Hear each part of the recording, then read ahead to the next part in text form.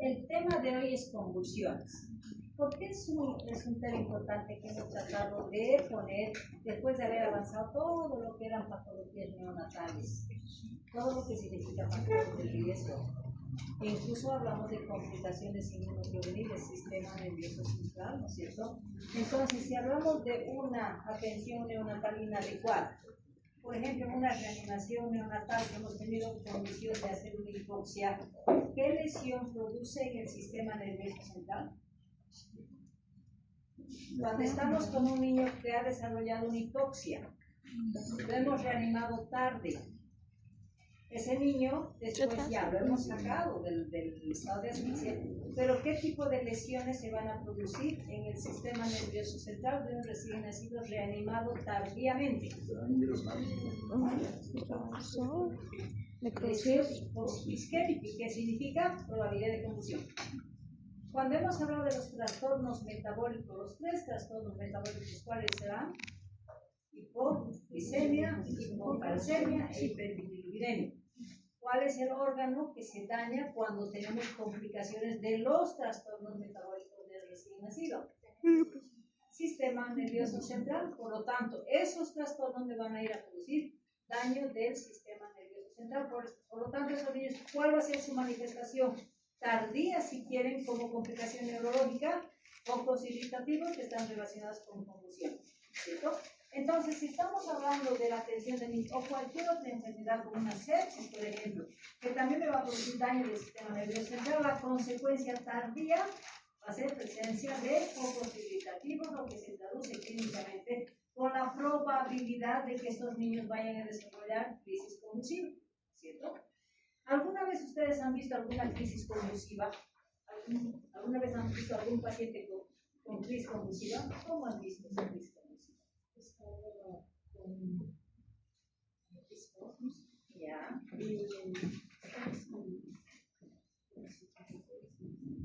Contracciones espasmódicas, ¿cierto? Otras veces vamos a hablar de contracciones tónico-clónicas o sacudidas violentas de las extremidades de un niño, ¿no es cierto? Entonces, esa imagen tenemos en la crisis convulsiva, pero tenemos tanta diversidad de crisis convulsiva en los niños que se van a caracterizar por la diferente presentación que tienen dependiendo de la lesión neurológica. Entonces, cuando hablamos de crisis convulsiva, ¿de qué estamos hablando?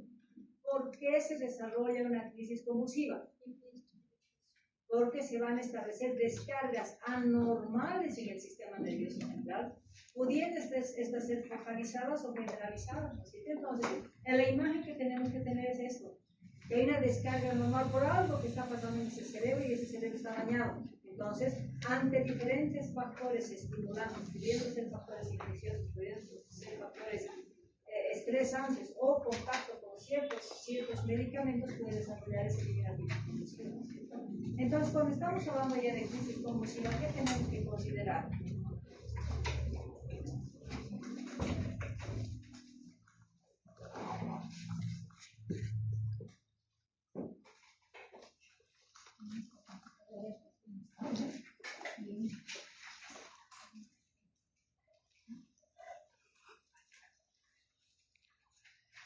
Entonces, cuando hablamos de crisis convulsiva, ¿qué tenemos que tener? Primero, conceptos bien definidos, ¿no es cierto? Cuando hablamos de crisis convulsiva, ¿qué es lo que decimos primero? ¿Cuándo la vamos a definir como crisis convulsiva? Hablamos de esta condición, ¿no es cierto? Crisis convulsiva. Entonces, hablamos de que cuando hablamos de crisis convulsiva, vamos a hablar de una crisis generalizada, que va a comprometer los diferentes componentes sensoriales. Vamos a tener un componente motor, puede tener condiciones espásticas, vamos a ver componentes sensitivos, sensorial y vegetativo, ¿cierto? Debido a que la descarga a nivel del sistema nervioso central va a ser una descarga masiva con compromiso de los dos hemisferios. Entonces estamos hablando de una crisis convulsiva generalizada. Cuando hablamos de epilepsia, la epilepsia también está traducida como una crisis convulsiva generalizada, espástica con movimientos anormales de las extremidades superiores e inferiores y con compromiso del estado de conciencia, ¿verdad? Pero ¿cómo voy a diferenciar que es una crisis convulsiva solamente o lo voy a relacionar a ese niño ya con condición de epilepsia? Entonces, ¿cuándo vamos a determinar la epilepsia? Son crisis convulsivas generalizadas por descargas de todo el sistema nervioso central en ambos hemisferios, pero asociada a ¿qué? Y ahí damos el diagnóstico de crisis convulsiva aislada o crisis convulsiva epiléptica. Entonces, cuando estamos hablando de epilepsia, es aquel niño que tiene esas crisis convulsivas espásticas, vamos a decir, o diferentes presentaciones, pero con la condición de recurrencia. Cada vez le da esa crisis convulsiva. Por eso se dice que la crisis convulsiva tiene que ser manejada medicamentosamente, porque para evitar precisamente la recurrencia, porque la recurrencia va a ir dañando más y más el cerebro y lo vamos a determinar como un niño epiléptico, ¿no es cierto? Y si esta epilepsia, ¿cuánto tiempo dura? ¿Minutos? Pero si esa crisis convulsiva va a continuar, se va a establecer el estatus convulsivo. ¿Qué significa estatus convulsivo? Son esas crisis generalizadas, pero que se caracterizan por largo tiempo. Estamos hablando de más de 30 minutos. Entonces, crisis convulsiva, simplemente el componente múltiple que va a tener, pero única. Epilepsia, cuando tiene esas características, pero recurrente. Y estatus epiléptico, cuando tiene esa magnitud con compromiso del estado de conciencia, pero que me va a durar más de 30 minutos. ¿Cierto? Entonces, ahí hablamos de los tres conceptos que tenemos que manejar, porque al niño lo tenemos que diagnosticar como niño epiléptico o niño con crisis convulsiva o con riesgo de un estatus convulsivo, ¿cierto? Y al mismo tiempo, creo que decimos, tenemos que saber reconocer las diferentes crisis convulsivas, que ahí estamos hablando de que las causas van a ser que se dice que la crisis convulsiva es debido a un foco irritativo, dependiendo de la localización, dependiendo de la magnitud de ese foco, para determinar. Entonces, si hablamos de causas, ¿cuáles serán los componentes que me vayan a desarrollar esa normalidad de funcionamiento del sistema nervioso central? Si hablamos de causas. Hablamos de causa idiopática. ¿Qué me dice causa idiopática? Desconocida, ¿no es cierto? Entonces, ahí hablamos de las primeras causas. ¿Son causas conocidas o son causas desconocidas? Si hablamos de causas desconocidas, ¿qué es lo que nos va a llevar a pensar que ese niño tiene crisis convulsiva, pero de característica idiopática? ¿Cuál es el único factor que me va a decir la probabilidad? Va a presentar clínicamente la crisis convulsiva, pero ¿debido a qué? Al componente genético. Tenemos herencia que nos van a determinar dependiendo de qué edad se vaya a presentar para presentar crisis convulsiva. Entonces ahí decimos, es una crisis convulsiva idiopática porque no hemos llegado a definir cuál es la causa. Pero si estamos hablando de crisis convulsiva sintomática, ¿qué me dice que es sintomática? Algo ha producido, entonces tenemos antecedentes de reanimaciones en los recién nacidos principalmente, estado de hipoxia, trastornos metabólicos o traumas craneoencefálicos que van a condicionar a que haya daño del cerebro. Entonces, ese antecedente de haber condicionado a producir un foco irritativo, entonces eso significa una crisis sintomática debido a una lesión. Entonces ahí tenemos el concepto, o conocemos la causa o desconocemos la causa. Si no conocemos la causa, es el componente genético que determina, entonces hablamos de causa idiopática, y si hablamos de algún antecedente que tiene y presenta aquí, es síntoma pues por la lesión que se produjo en el sistema nervioso central, ¿verdad? Y cuando ya estamos hablando de factores determinantes, decimos, si no conozco la causa y no tiene ese niño ningún antecedente que haya producido ese foco irritativo a nivel del sistema nervioso central, ¿qué significa? Hay que averiguar la condición genética, y en la familia hay alguien que tiene crisis convulsiva. Entonces, ahí estamos hablando, ¿no es cierto? Componente genético, y ahí vamos a ver cuándo empezó a presentarse la crisis convulsiva. Si no hay ningún antecedente patológico que me lleve y ese niño empieza a convulsionar, principalmente si estamos hablando de la epilepsia juvenil, se dice que el portador del responsable de esas crisis convulsivas va a ser el cromosoma 6. Y si las crisis convulsivas van a presentar en niños pequeños, sean recién nacidos neonatos, sin ningún antecedente patológico, está relacionado con cromosoma 2. Entonces, cromosómicamente se está transmitiendo genéticamente para que ese niño, sin una causa determinada, empiece a presentar crisis convulsiva. Entonces, hablamos del factor genético. Cuando hablamos de neurofisiológico, se dice que la neurona es la única célula que no se recupera. Si se murió, si se dañó, ¿no es cierto? Estableciendo ahí un foco irritativo. Entonces hablamos de que fisiológicamente, ¿qué significa? Que va a presentar crisis en algún momento autónomas. ¿Por qué? Porque ya hay determinada, independiente cuál sea la causa patológica, que ha producido ese foco irritativo, vamos a tener un foco irritativo que autónomamente va a empezar sus descargas como una manifestación fisiológica, ¿no es cierto?, cuando vayamos a estimular. Pero sabemos que existen crisis convulsivas menores, crisis convulsivas mayores, hablamos con pérdida de estado de conciencia, hablamos sin pérdida de estado de conciencia. Si nosotros no sabemos reconocer una crisis convulsiva, ¿qué es lo que va a pasar con ese niño?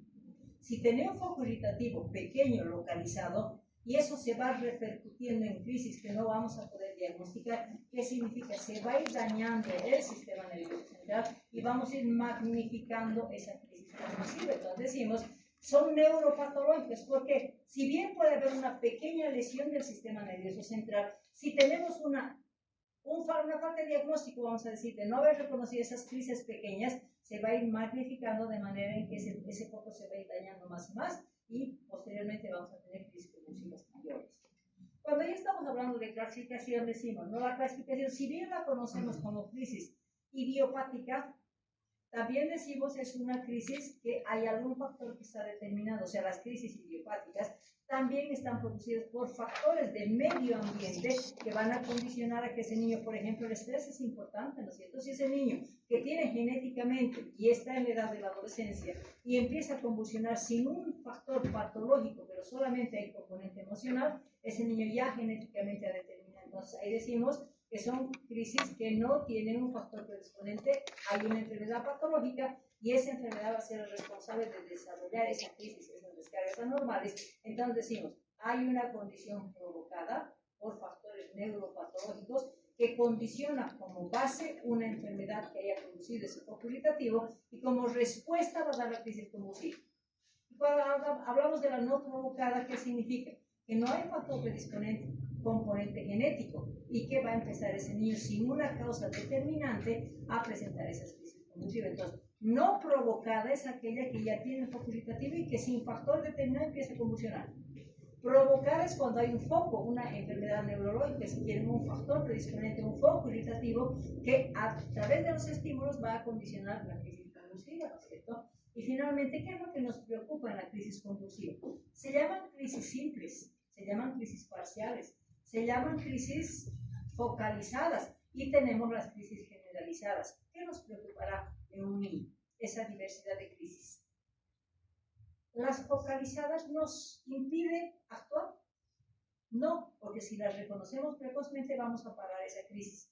Hablamos de las parciales simples, que son movimientos repetitivos, que no me va a impactar dentro del funcionamiento del sistema nervioso central, pero la recurrencia me va a llevar a magnificar foco, ¿no es cierto? Entonces las pequeñas crisis no me interesan mucho, hay que diagnosticarlas, hay que tratarlas. Pero cuando estamos hablando de condición de mayor daño del sistema nervioso central, ¿qué significa? La crisis convulsiva generalizada. Entonces, en pediatría manejamos la diferencia de crisis con el riesgo de vida que se llama cuando hablamos de las crisis convulsivas generalizadas. Entonces, ahí decimos, ¿no? ¿Qué tipos de crisis vamos a tener? Primero tenemos que aprender a reconocer el tipo de crisis. No es esa crisis impactante con tonos, con contracción y tonos musculares a nivel de extremidades superiores e inferiores, lo que nos va a impactar, sí, ¿cierto? Pero también tenemos que saber que existen otras crisis que son pequeñas y que por el detalle de información de la madre no nos permite muchas veces diagnosticar, no le damos importancia. Entonces, en las crisis convulsivas, en pediatría decimos, tenemos unas crisis parciales. ¿Qué significa parcial? Que hay un foco irritativo independiente de la localización, va a dar sintomatología clínica repetitiva, pero en algún momento nos permite diferenciar lo que hay compromiso del estado de conciencia o sin compromiso del estado de conciencia. Entonces, ahí estamos hablando de crisis parciales que el foco irritativo está localizado. Si ese niño no pierde el estado de conciencia y son movimientos repetitivos que tiene, entonces vamos a tipificarla como parciales simples, que no hay compromiso del estado de conciencia. Pero si estamos hablando de movimientos repetitivos, aunque sea un corto tiempo la duración de esa crisis, pero ese niño se pierde de su medio ambiente, vamos a tipificarla como crisis convulsiva con alteración del estado de conciencia complejas. Entonces, cuando sepamos la crisis convulsiva, si son simples o complejas, ambas tienen factor de riesgo. ¿Cuál es el riesgo? Que la repetición me va a llevar a focos de mayor magnitud. Lo que me preocupa es esto, ¿no es cierto? Las crisis generalizadas. ¿Por qué? porque estoy hablando de mal funcionamiento de todo el sistema nervioso central, descargas anormales de ambos hemisferios, con alteración del estado de conciencia. Y si estamos hablando de que todo el cerebro está descargando anormalmente, no se va dañando ese cerebro, ¿sí? Y cuanto sea más repetitiva, lo vamos a volver ese niño en un niño epiléptico, ¿cierto? Entonces, por eso se dice que cuando hay compromiso generalizado, hay compromiso obligadamente del estado de conciencia, pueden ser crisis motoras, pueden ser tipo ausencias. ¿Qué significa una crisis de ausencia? Ahí nos van a decir, pero no se mueve, ¿no es cierto? Porque esa imagen tenemos de la crisis convulsiva generalizada. Las que vemos de esa manera de contracciones tanto de extremidades superiores como inferiores, hablamos de las contracciones tónico-clónicas, ¿no es cierto? Pero si estamos hablando de la ausencia, ¿en qué se diferencia la ausencia? ¿Qué nos dice el término de ausencia? El niño se duerme, parece que durmiera, se queda en su cama, pierde el estado de conciencia, pero ese cerebrito se va dañando. Entonces, una de las crisis de mayor riesgo que tenemos es las ausencias que son las de difícil diagnóstico. Vamos a hablar las mioclónicas. ¿En qué consiste? Que empieza la contractilidad de los músculos generalizados, pero son contracciones mínimas, ¿no es cierto? Que vamos a ver simplemente temblores y fasciculaciones en el cuerpo y estamos hablando de las mioclónicas. La que si nos va a llamar la atención, las tonicoclónicas, que son las de escenario mucho más florido, vamos a decir, ¿no? Donde ese niño se ve en un estado de desesperación y quienes acompañan esa crisis también van a tener ese estado de desesperación, ¿no es cierto? Entonces, lo que nos debe preocupar en pediatría es la crisis convulsiva generalizada. Hablamos de la tónico-clónica, ¿no es cierto? Entonces, ¿eso para nosotros qué significa? Emergencia en la atención. ¿Dónde llega un paciente que está con crisis convulsiva tónico-clónica? Llega a consulta externa, llega al ambulatorio, llega a la emergencia. Por lo tanto, por esa condición es que se llama una emergencia. Entonces, ahí decimos, ¿no? Que si bien la crisis convulsiva se la considera emergencia, ¿por qué? ¿Por qué es una emergencia? Porque hay compromiso de ambos hemisferios, son descargas anormales con pérdida de estado de conciencia de ambos hemisferios, ¿cierto? Entonces, hablamos de una crisis generalizada. ¿Será que la crisis convulsiva es una enfermedad o es una manifestación del daño cerebral? Es manifestación clínica, ¿no es cierto? Pueden ser diversas patologías que van a producir daño del sistema nervioso central, pero la convulsión es una manifestación de ese daño del sistema nervioso central, ¿no es cierto? Por eso decimos, cuanto más repetición tenemos de crisis, más daño vamos a ir produciendo.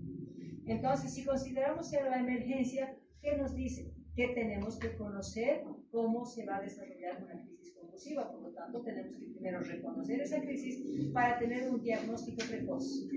Si hablamos de diagnóstico precoz, ¿qué significa? Que tenemos la obligación, una vez que se ha diagnosticado, hacer una terapia de crisis, ¿cierto? ¿Será que es importante que sepamos todos los antecedentes por qué ese niño tiene crisis convulsiva? No nos interesa, después vamos a tener todo el tiempo.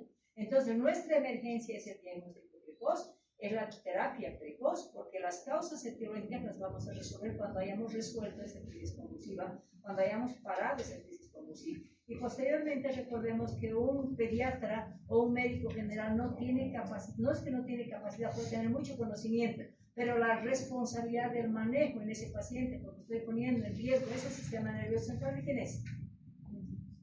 Del neuropediatra, ¿no es cierto? Porque lo que se tiene que buscar es proteger ese sistema nervioso central. Por lo tanto, si de emergencia podemos nosotros, en cualquier emergencia, saber tratar una crisis convulsiva, nuestra obligación es investigar las causas, pero principalmente hacer una referencia de esos pacientes. ¿Para qué? Porque si bien podemos tratar una crisis de emergencia, la obligación nuestra es que ese niño vaya a un mantenimiento. ¿Para qué?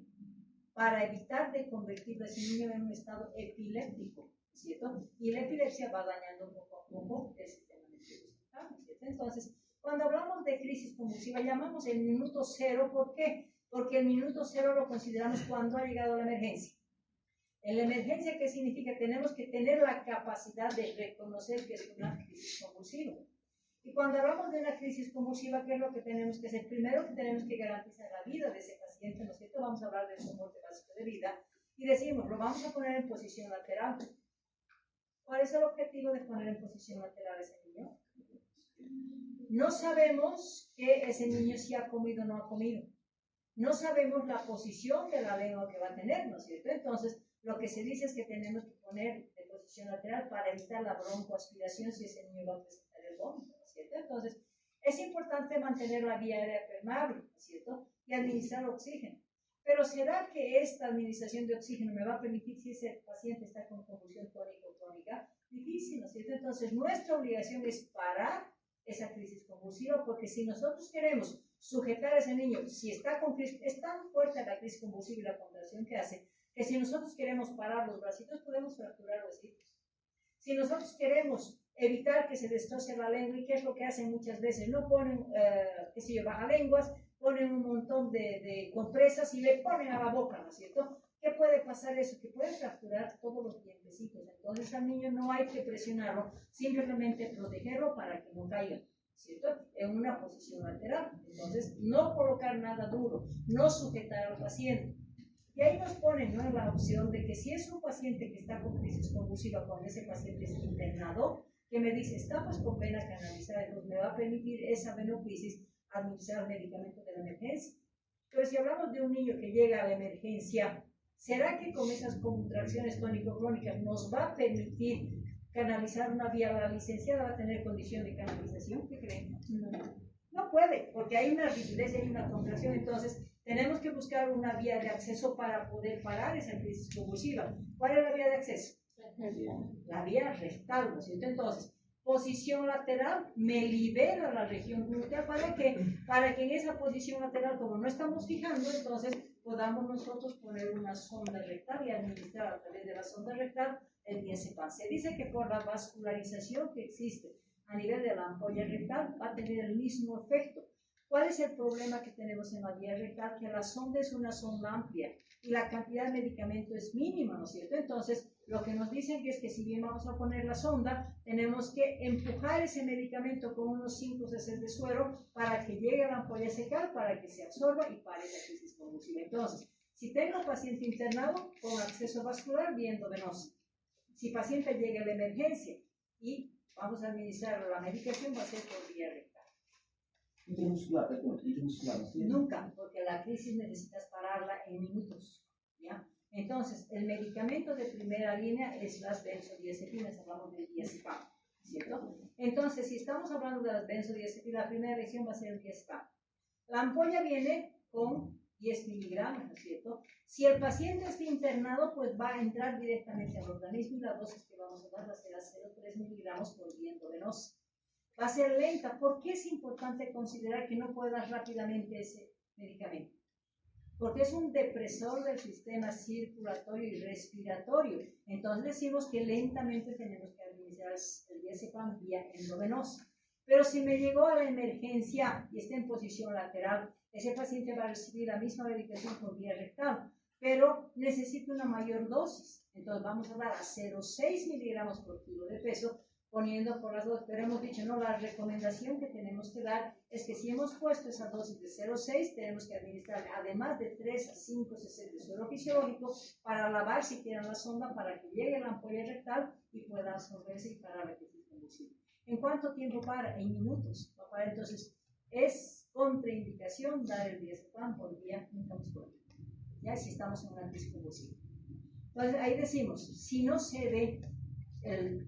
porque ese niño puede entrar en un estatus epiléptico muchas veces, ¿no es cierto? Entonces me permite dar una segunda dosis con diazepam, pero hablamos de que el intervalo mínimo que tiene que tener son 10 minutos.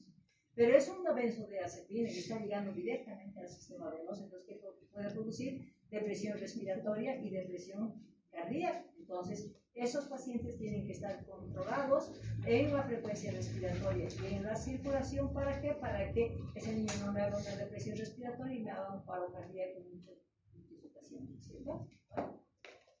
Una vez que hemos hecho el tratamiento, entonces me van a decir, no hay diazepam, porque en las emergencias muchas veces puede que no haya diazepam disponibilidad inmediata. Entonces, ¿cuál es el segundo medicamento?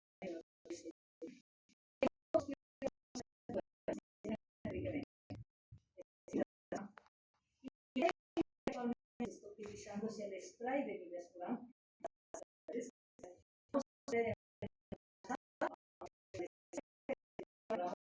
intranasal que viene en spray. Entonces, de esa manera vamos a hacer 2 aplicaciones, una en cada cosa nasal. Se dice que no es suficiente para parar una convulsión.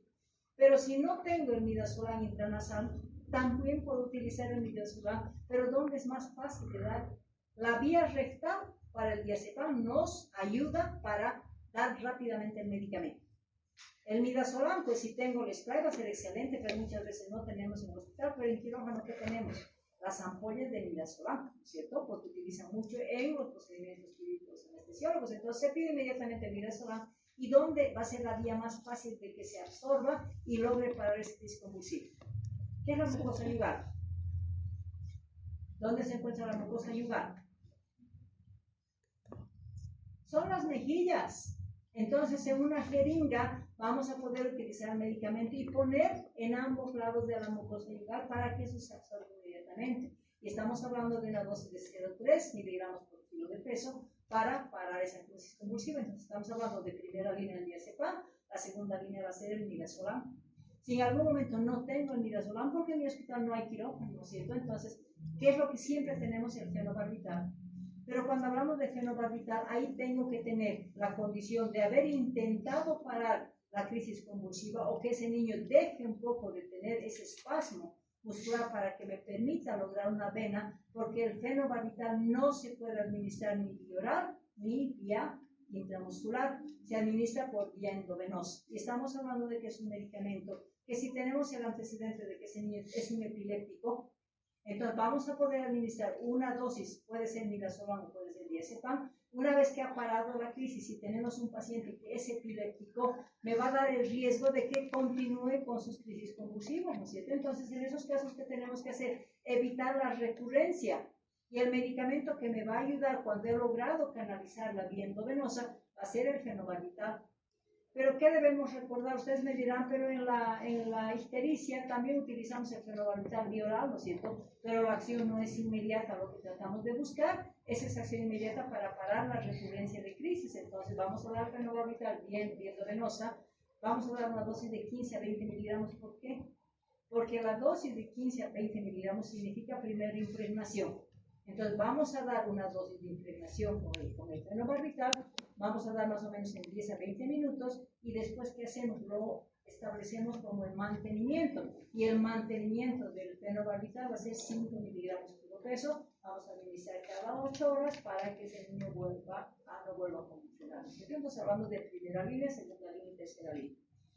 Todos estos medicamentos siempre van a estar relacionados con la probabilidad de depresión respiratoria circulatoria, entonces tienen que estar monitorizados para evitar complicaciones tanto respiratorias como circulatorias. Hemos parado la crisis con cualquiera de los medicamentos. ¿Qué me dice? Entonces, ahora pues sí tengo que ver cuál es la causa definida, ¿no es cierto? Y cuando estamos hablando de las causas más frecuentes hablaremos de la crisis febril. ¿Será la crisis por fiebre en un niño una crisis de gravedad? Van a ser con esa clínica florida espasmos importantes, pero y hay pérdida de estado de conciencia. ¿Pero qué significa eso? Que tengo que descartar, porque si hablamos de crisis convulsiva febril, ¿qué significa? Se la llama crisis convulsiva benigna. Y si hablamos de ese niño que está con crisis convulsiva y también tiene fiebre, ¿qué es importante diferenciar si hay fiebre? ¿Cuál es una patología que está relacionada con fiebre que me va a llevar a crisis convulsiva? En los niños.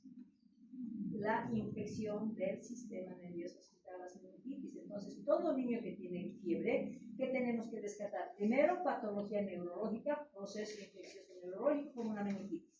O que simplemente es fiebre y por eso es que nos está dando la crisis convulsiva. Entonces, cuando tengo el antecedente de fiebre, ¿cómo voy a diagnosticar? Y probabilidad de una crisis convulsiva, no, es por fiebre, es una crisis benigna. Y si fuera una meningitis, eso es grave, ¿verdad? Entonces, para ese diagnóstico diferencial de cuadro febril y cuadro infeccioso del sistema nervioso central, ambas traducidas en una crisis convulsiva, ¿cómo voy a hacer esa diferencia? ¿Cómo harían ustedes la diferencia? ¿Cuándo se presenta una crisis convulsiva febril? Cuando ese niño está empezando su curva térmica, la mamá va a decir, hace 2 horas he estado empezando la fiebre y ahora convulsionado. O sea, ese inicio de curva térmica me está diciendo va a llevar a una hipertermia del sistema nervioso central y que va a desencadenar una crisis convulsiva generalizada con pérdida de estado de conciencia. Inicio de curva térmica. Si hablamos de una meningitis, ¿será que va a empezar con fiebre y el niño va a empezar a convulsionar? Porque la convulsión en una meningitis es por infección del sistema nervioso central. Entonces ahí sí estamos con la condición, la mamá va a decir, está 3 días ya con fiebre y ahora convulsionado. ¿Vamos a pensar en una crisis convulsiva por ir? No, ¿verdad? Entonces vamos a pensar en un signo neurológico como una manifestación clínica. Entonces, ¿qué tengo que hacer en un paciente que estoy pensando que tiene una meningitis? ¿Cómo se evalúa neurológicamente un niño para determinar si hay compromiso del sistema nervioso central? Lo llamamos los signos meningios, ¿no es cierto? ¿Cuáles son los signos meningios?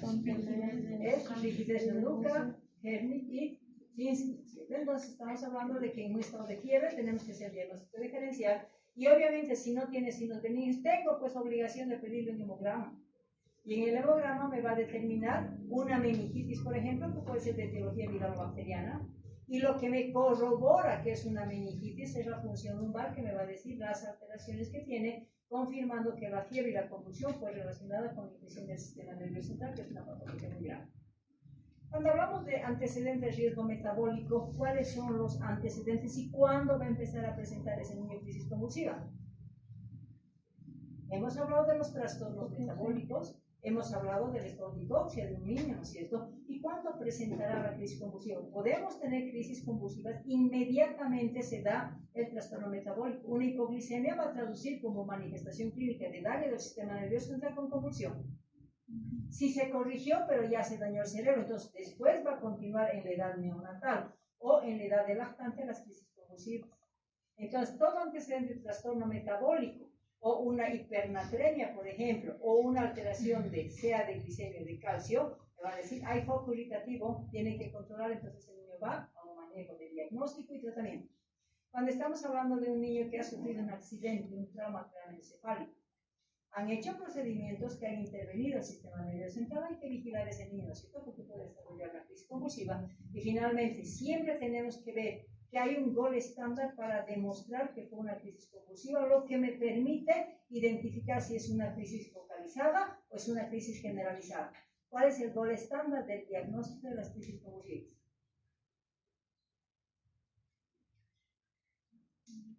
El electroencefalograma, ¿no es cierto? Eso me va a definir para poder determinar si es una crisis parcial, si es una crisis simple, si es una crisis focalizada o es una crisis generalizada. ¿Sí?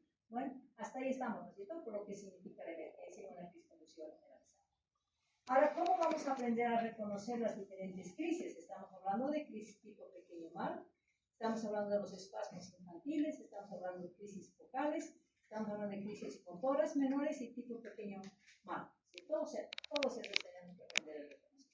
¿Y cómo las vamos a reconocer? Primero, lo que nos preocupa el tipo gran mal, ¿cierto? Es lo que se llama la crisis que va a presentar el epiléptico. Es el niño que va a presentar una infección del sistema nervioso central. Son crisis generalizadas de tipo gran mal. Cuando este niño ya se lo considera epiléptico, ¿qué significa? ¿Cuándo hablamos de niño epiléptico? Cuando tiene crisis convulsiva generalizada, con compromiso del estado de conciencia y que tiene un carácter recurrente. Entonces el niño ya sabe que le va a dar las crisis convulsivas, ¿no es cierto? Entonces cuando hablamos del gran mal, el niño ya percibe esa sensación de crisis convulsiva. Por eso se dice que cuando hablamos del gran mal va a tener las 4 etapas que son marcadores. La primera etapa, que se llama la fase de áurea. ¿Qué significa áurea? Ahora me va a dar, entonces el niño que empieza a percibir colores, ve imágenes visuales o escucha sonidos. Entonces, mamá, estoy escuchando unos sonidos, mamá, estoy viendo lucecitas, mamá, estoy sintiendo olor a que se yo siempre me las aromas sentidas. Entonces, el áurea significa que el niño está percibiendo que le va a dar la crisis convulsiva, por eso lo han llamado el áurea.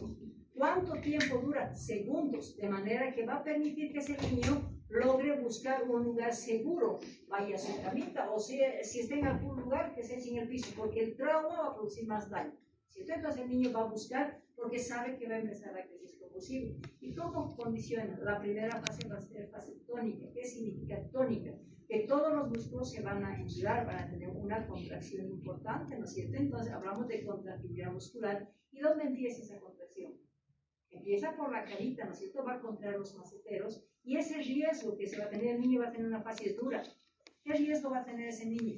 De destruirse la lengua, ¿cierto? Entonces decimos que el trismus de Masseter va hacia la primera manifestación, el primer compromiso muscular, luego va a tomar las extremidades y que se va a poner, si el niño se va a poner totalmente duro, ¿cierto? Una vez que ha tenido una hiperextensión de miembros, si estamos también con contracción muscular que va a comprometer los músculos respiratorios, ¿será que ese niño va a poder respirar bien? No va a poder respirar, entonces puede hacer hasta apnea, ¿no es cierto? Y finalmente, ¿cuánto tiempo le dura esa fase espástica que se la llama? 10 a 30 segundos, corto periodo, ¿no es cierto? Para después empezar con la fase clónica que se llama, que es fase de relajación. Pero no deje el niño la contractilidad y como por arte de magia va a pasar a la relajación, entonces va a ir alternando entre lo que es la contracción muscular y la relajación, entonces ahí empiezan los sacudones, ¿no es cierto? Que el niño va a presentar, entonces hay movimientos crónicos rítmicos, vamos a decir. ¿Y qué pasa? Si estamos hablando de relajación, que ese niño está con pérdida de estado de conciencia, ¿será que se van a relajar solamente los músculos o también los intestinos? Va a haber relajación del intestino colon, entonces ese niño espontáneamente va a presentar una deposición. Va a haber relajación del esfínter vesical, donde va a presentar admisión. Por lo tanto, en la etapa crónica me está diciendo que ese niño puede presentar deposiciones espontáneas, emisiones espontáneas, sin que él vaya a proyectar esta situación. Entonces, esto me dice, hay liberación de esfínteres, ¿cierto? Que ese es el marcador ya de la etapa final de la fase crónica. ¿Cuánto tiempo dura? 3 a 5 minutos. Entonces, estamos hablando del periodo más largo, ¿cierto? Una vez que ese niño ha tenido esas condiciones de relajación, ¿qué es lo que pasa? Ese cerebro empieza a descansar, empieza a relajarse el cerebro para entrar en la fase positral. ¿Y qué es lo que el niño hace como primera instancia después de esa etapa crónica? Empieza a recuperar el estado de conciencia, se da cuenta que le ha pasado la crisis convulsiva y que manifiesta después ese agotamiento que significa ese niño quiere dormirse, tiene dolor de cabeza, entra en un estado de decaimiento, vamos a decir que le va a durar más o menos 1 hora hasta 2 horas y después recupera, está con actividad normal. Entonces, esta es la etapa grave que tenemos en la crisis convulsiva. Esto llega a la emergencia y esto nos dice actúen rápidamente como crisis convulsiva a través de la tensión. ¿Bueno? Esta es la fase tónica, hablamos de contracción muscular, va a tener un opistótono importante, y la fase crónica va a ser las contracciones, los movimientos bruscos que va a tener, también extremidades superiores e inferiores, y tenemos las 2 etapas en las 2 fases de una crisis convulsiva. Bueno, eso es lo grave, ¿no es cierto? Pero también tenemos un pequeño mal. ¿Pequeño mal qué significa? Que va a tener pérdida de estado de conciencia muy cortito, ¿no es cierto? Pero como pequeño mal, ¿qué significa? Que ese niño se va a ausentar del entorno donde está. Muchas veces ese niño va a estar jugando. Se dice que son movimientos repetitivos, principalmente se van a presentar durante el día, y que la mamá va a decir, ahí este niño es bien distraído, ¿no es cierto? Porque pierde la relación con el entorno, pero duran segundos. Entonces ahí decimos, ¿no? Se deslinda del medio. Entonces el niño está jugando, ¿qué es lo que hace? Para de jugar y mira, sus ojitos miran la pared, por ejemplo. Fijación de segundos. Pero si ese movimiento lo vemos repetitivamente, pues en algún momento hemos pensado en la crisis convulsiva, ¿verdad? Entonces decimos, el diagnóstico es en base al conocimiento que ustedes tienen que tener, en base a la repetición de estos movimientos. Entonces va a tener una mirada fija, la mamá va a decir, hay índice de deslinda, ¿cierto? No lo considera crisis convulsiva. De repente va a tener un pestañeo rápido. ¿Alguna vez no les ha pasado a ustedes lo que llaman el tic del estudiante? Que están nerviosos y su ¿sí? Les ha pasado, ¿verdad? Esos son por descargas anormales del sistema nervioso. Entonces lo llamamos tic, pero como es desencadenado por una situación de estrés, eso pasa, no hay daño del cerebro, ¿no es cierto? Pero si es un niño que todo el tiempo está su hojita así y repite en el día a día, ¿qué me está diciendo? Está con una crisis convulsiva pequeño mal, o sea, la recurrencia me está diciendo investigue. Dura pocos segundos, tiene recurrencia varias veces al día, y después de estar ese niño tranquilo va a seguir jugando como si fuera normal. Entonces, en este caso, ¿qué tenemos que hacer? Si la mamá dice, yo no sé qué pasa conmigo, tiene el tic, dice, todo el tiempo le está haciendo ese movimiento para, o se deslinda, está mirando la pared frecuentemente, ¿alguna vez hemos pensado en que podría ser una crisis compulsiva tipo pequeño mal? ¿Verdad que no? Entonces, a veces decimos, son actitudes que el niño tiene sin darle la importancia correspondiente. En este caso, necesitaríamos un electroencefalograma para determinar y confirmar si es un pequeño mal, porque ese niño necesita tratamiento, porque la recurrencia me lleva a mayor daño, ¿no es cierto?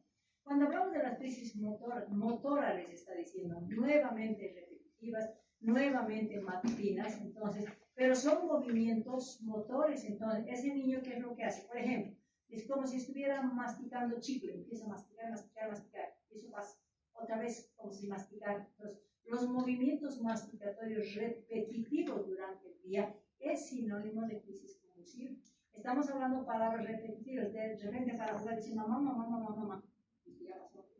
Pero cada vez, o papá, papá, papá, como si el niño jugara, ¿verdad? Pero si esa recurrencia de repetición de palabras sin relación con el entorno en el que está ese niño es una crisis convulsiva, entonces hablamos de masticación. Y muchas veces cuando estamos hablando es compromiso motor, ¿cierto? Cuando el niño está andando, ¿qué normalmente la mamá nos dice para pensar en que puede ser una crisis convulsiva? Hijito, no sé qué tiene, creo que tiene pie plano, porque cada vez se quiere caer. Cuando está correteando, es haciendo este movimiento, haciendo, está caminando, hace esto, no le llega a caer, pero tiene esa relajación muscular rápida y repetitiva.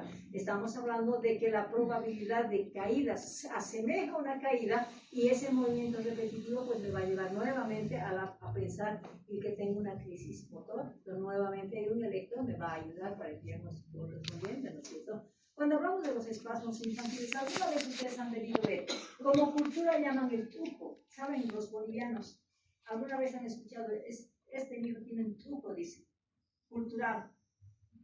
¿Qué significa truco? Ese niño es muy renegón y cuando llora se enoja, ¿cierto? Pero ¿cómo manifiestas a su molestia? De repente ese niño se va a volver duro, hablamos de la forma espástica, ¿no es cierto? Entonces, cuando está llorando intensamente ese niño, empieza a estirarse y se pone duro. ¿Y qué es lo que la mamá dice? Mi hijo es bien caprichoso cuando llora. O tenemos, cuando está renegando el niño, se empieza a encoger como el saludo árabe, entonces hablamos de la forma flexora y extensora, ¿no es cierto? Relacionada siempre con el inicio de un llanto. Entonces estamos hablando de que son crisis mioclónicas, que generalmente se va a presentar en el lactantito, pero hay las dos formas, extensora y flexora, ¿no es cierto? ¿Cuánto tiempo dura? 30 segundos hasta 2 minutos. ¿Qué hace la mamá cuando se pone así? Le sopla la carita, le moja la cara, lo sacuda al niño y lo saca de su crisis convulsiva. Era que termina el ciclo de la crisis convulsiva. No es que la mamá soplar la carita, mojar la carita, sacudirlo a ese niño, va a hacer que recupere. Es el ciclo que terminó el espasmo infantil. Entonces, si estamos hablando del espasmo infantil, decimos que va a tener una consecuencia.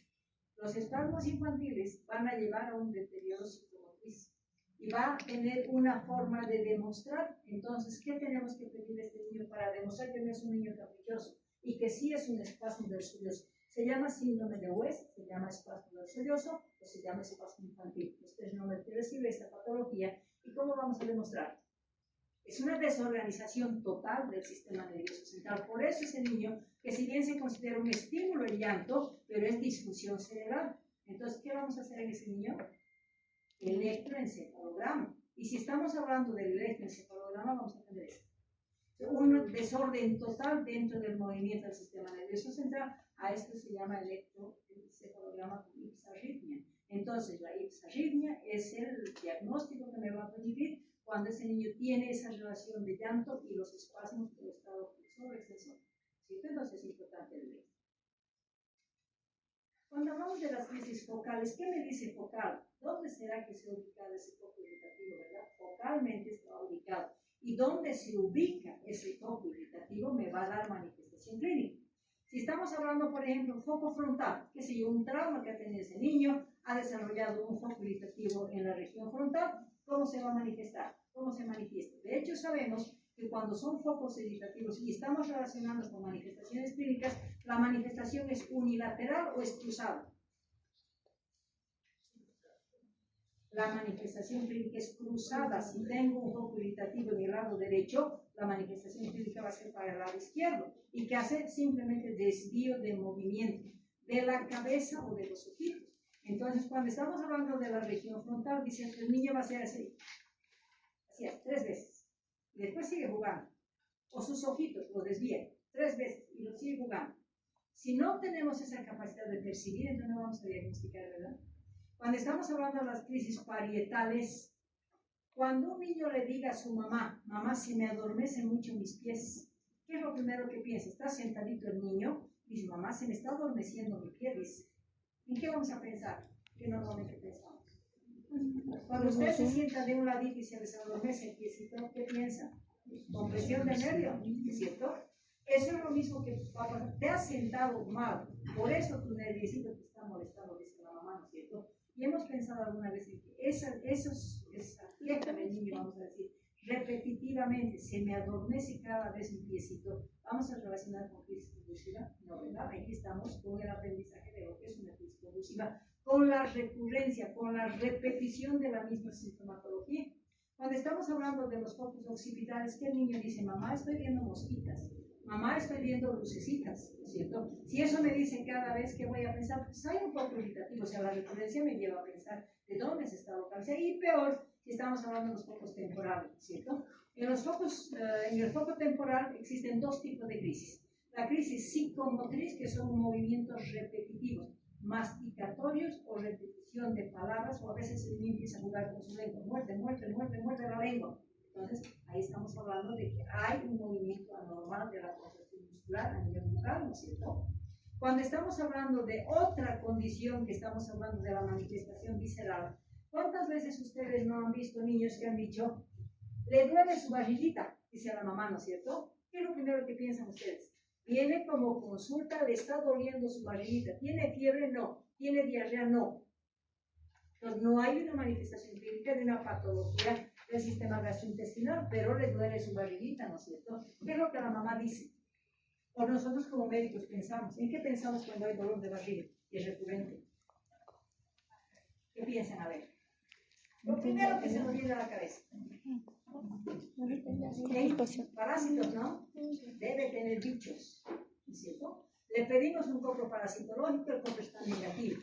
Es que no lo he podido pesquisar. Mejor lo voy a desparasitar con un antiparasitario amplio, la nitazoxamida, ¿no es cierto? Le damos el antiparasitario, no elimina parásitos, ya lo hemos desparasitado, tal vez teniendo que poner la causa. Entonces, esa mamá, una vez que ha hecho la desparasitación, vuelve y dice, te sigue doliendo. ¿Sí? Hay repetición en los dolores abdominales, entonces tenemos que pensar si hay recurrencia. Una vez que hemos descartado una patología gastrointestinal propia, vamos a pensar en crisis viscerales que son localizados en foco temporal. Entonces, movimientos repetitivos normalmente siempre nos tiene que llevar a pensar en que hay algo que está funcionando mal. Y para estos movimientos anormales es mejor en crisis convulsiva pecar por exceso que por menos. ¿Y cuál es el gol estándar de diagnóstico de una crisis convulsiva? El electro. Entonces, si tenemos movimientos, entonces yo prefiero pecar por exceso, pedirle un electro. Si el electro me dice, no, está todo normal, pues entonces son otro tipo de conductas que el niño está teniendo. Porque a veces hasta rechazar la comida, dice, me duele mi barriguita, ¿no es cierto? Cuando nos quieren comer, entonces hay que descartar, ¿sí? Cuando hablamos de la crisis convulsiva febril, decimos, se la llama crisis convulsiva benigna. ¿Por qué? Porque en esa crisis nos va a decir que si bien es una crisis convulsiva generalizada, tónico-crónica, con pérdida de estado de conciencia, con una manifestación florida, así con contracciones como vemos en un gran mal, ¿qué significa? Que puede presentar desde los 6 meses a 5 años. Pero ¿cuándo voy a sospechar de una crisis convulsiva febril? Cuando ese niño, la mamá me diga, hace 2 horas empezó la fiebre, o hace 4 horas empezó la fiebre y por eso está convulsionando. Entonces, el inicio de una curva térmica me va a llevar a pensar que es una crisis convulsiva febril, por muy aparatosa, por muy florida que sea su clínica. Entonces, ahí yo voy a pensar, pero no voy a estar conforme, ¿no es cierto? Entonces, tengo obligación ante una crisis convulsiva, cuando hay fiebre elevada, descartar compromiso del sistema nervioso central. ¿Y cuál es la patología más frecuente que vamos a considerar para descarte? Y aquí decimos, ¿no? Le voy a tocar su fontanelita. ¿Para qué le tocan su fontanela en una cajita? Para ver si no está bombada, porque la meningitis en un niño va a cursar con fiebre, pero si estamos hablando de una meningitis va a cursar con un abombamiento de fontanela. Le vamos a preguntar, ¿y está vomitando? Entonces, si hay vómitos explosivos, ya me están diciendo probabilidad de compromiso del sistema nervioso central. Pero la forma más fácil de diagnóstico es el periodo de curva térmica versus infección del sistema nervioso central. Curva térmica inicial, crisis convulsiva febril, aunque esté relacionada con una infección. Pero si hablamos de una curva térmica de 3 días secuenciales manejados con antitérmicos y recién después del segundo o tercer día ha convulsionado, ¿qué me está diciendo? No es crisis convulsiva febril. Piensen en un daño del sistema nervioso central con foco irritativo o foco infeccioso, ¿no es cierto? ahí entonces manifestamos que es una crisis demasiado aparatosa, ¿no es cierto? Pero yo quiero tener la seguridad de que con una crisis convulsiva tal vez mi hijito va a quedar con un foco irritativo para convulsiones recurrentes. ¿Qué tengo que pedir? El electroencefalograma, y el electro que me va a decir está normal porque la crisis convulsiva febril no marca daño cerebral, es un electro normal, pese a tener toda esa clínica aparatosa que hemos mencionado. Entonces, ahí decimos, ¿no? Entonces, vamos a ver cuáles son las causas que van a dar las crisis convulsivas. Ya hablamos del neonatito, ¿no es cierto? En el neonato va a ser uno, traumatismo cráneoencefálico, vamos a decir. ¿Cuáles son los traumas obstétricos que me van a llevar a esa probabilidad? Las probabilidades de fracturas, las probabilidades de hemorragias por traumas del cerebro, ¿no es cierto? Cuando estamos hablando de hemorragias cerebrales, hablamos del prematurito principalmente. La hipoxemia está marcada ¿por qué? Por el antecedente de haber sido reanimado y que posteriormente pues dejó dañado por una reanimación tardía, ¿no es cierto? Cuando hablamos de los trastornos metabólicos, ¿cuáles eran los trastornos más frecuentes? Hipoglicemia, los tres, hipoglicemia, hipocalcemia y hiperbilirubinemia cuando desarrolla quelífero, ¿no es cierto? Cuando hablamos de malformaciones, pues ahí ya sale de nuestras manos porque vamos a demostrar a través de la tomografía las malformaciones. Y las infecciones están relacionadas con meningitis o meningoencefalitis. Si tenemos esas causas, los exámenes que vamos a pedir son estos, ¿no es cierto? Si es un neonatito, ¿cuál es la ecografía más fácil para evaluar sistema nervioso central? La ecografía transfrontanelar, ¿no es cierto? Eso me va a evaluar el sistema nervioso central. Si hablo de trastornos metabólicos, la glicemia, calcio y bilirrubinas. Si tengo malformaciones, una tomografía. Y si hay infecciones, pero de todos ellos es importante porque me va a dirigir al manejo de la causa. Pero si hablamos de la relación de causa versus daño cerebral, ¿qué además tengo que pedir? En todos esos niños que han convulsionado, independiente de cuál sea la causa, electroencefalograma, porque es a través del electro que es el gol estándar, decimos, para el diagnóstico correspondiente. Y conducta, obviamente, ¿no es cierto? De acuerdo a la causa, vamos a hacer el manejo correspondiente.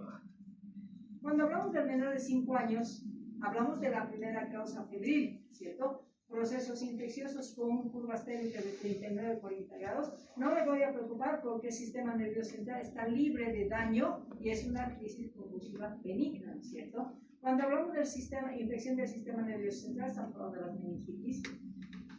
En el menor de 5 años, ¿por qué será que me ponen la hipoxemia neonatal? Porque dañó ese cerebro, produjo lesión hipoxisquémica y la lesión es la consecuencia ya de que ese niño continúa con su crisis convulsiva, ¿no es considerable?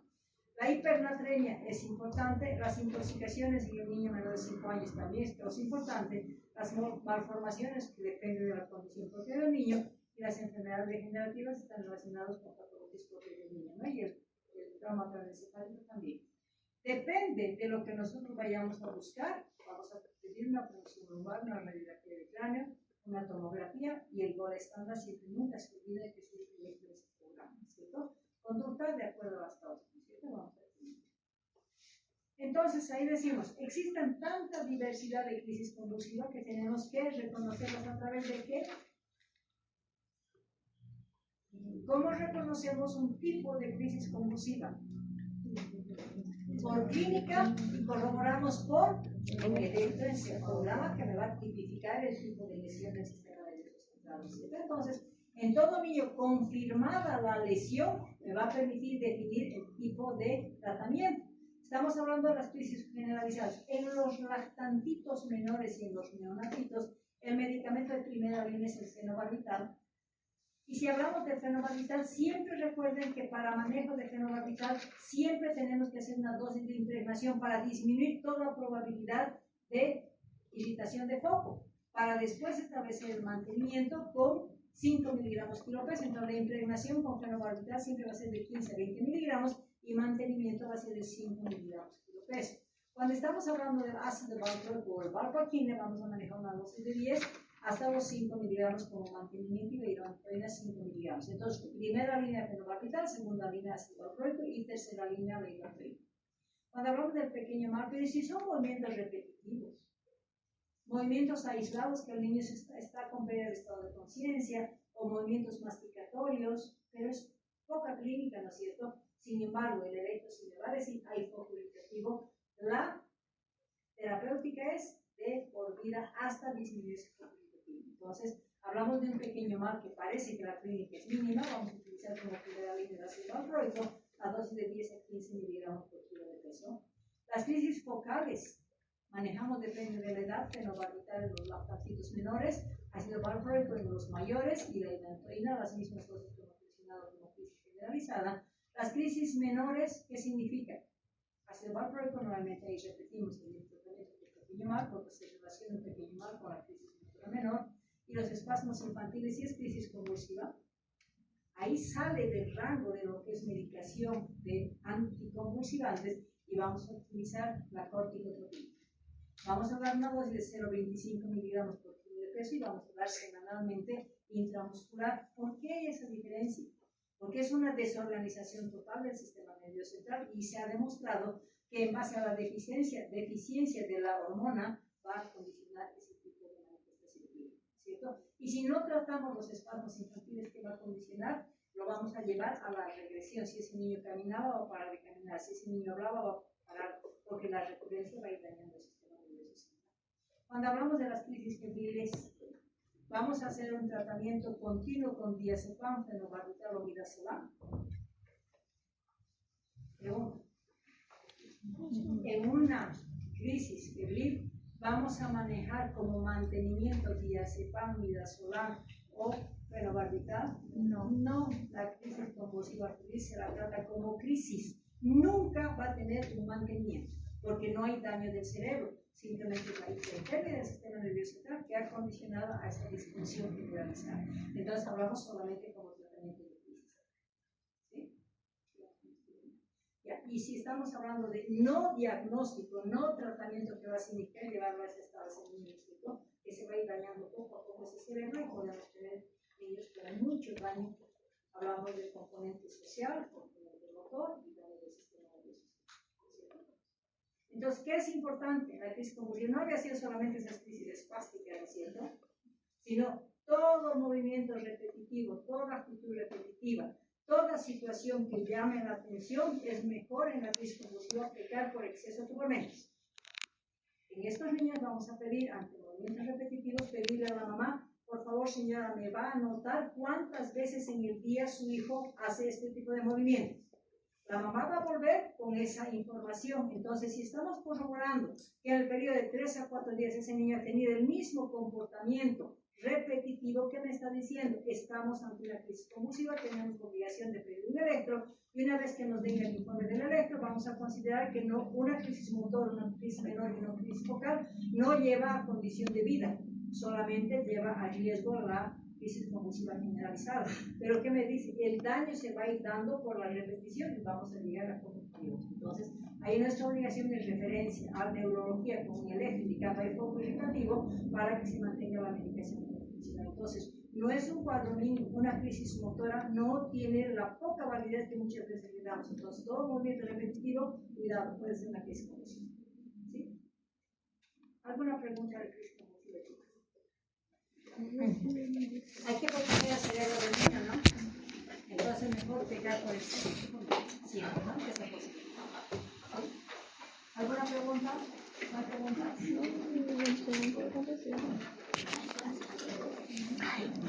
Hemos terminado la clase.